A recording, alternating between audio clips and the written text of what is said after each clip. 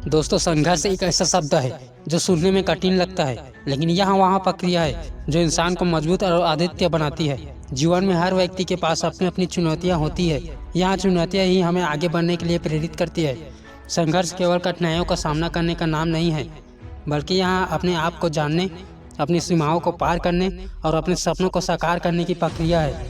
जीवन में संघर्ष की आवश्यकता इसलिए है क्योंकि यह हमें हमारी वास्तविक ताकत का एहसास कराता है। अगर जीवन में सब कुछ सरल और सहज होता तो हम कभी अपनी क्षमताओं को पहचान नहीं पाते। संघर्ष हमें यहाँ सिखाता है कि असफलता केवल एक सीढ़ी है जो हमें सफलता की ओर ले जाती है।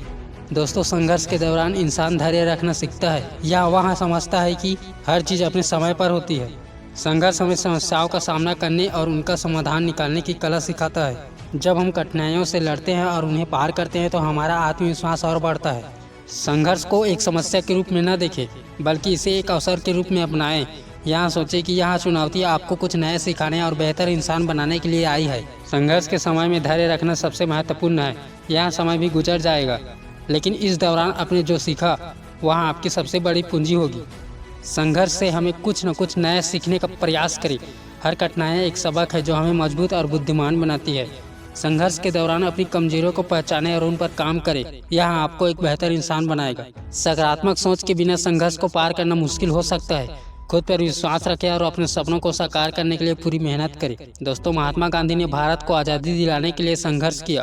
उनका संघर्ष केवल स्वतंत्रता के लिए नहीं था, बल्कि यह सत्य है, अहिंसा और आत्म बलिदान के सिद्धांतों पर आधारित है। मदर टेरेसा ने समाज के सबसे कमजोर और जरूरतमंद लोगों की मदद करने के लिए अपने जीवन समर्पित कर दिया।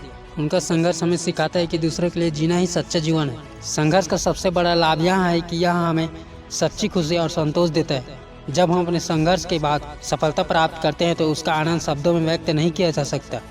यह हमें एक एहसास कराता है कि हमने जो मेहनत की है वह व्यर्थ नहीं गई है। दोस्तों, जो लोग संघर्ष से बचने की कोशिश करते हैं वे कभी अपनी पूरी क्षमता को नहीं पहचान पाते।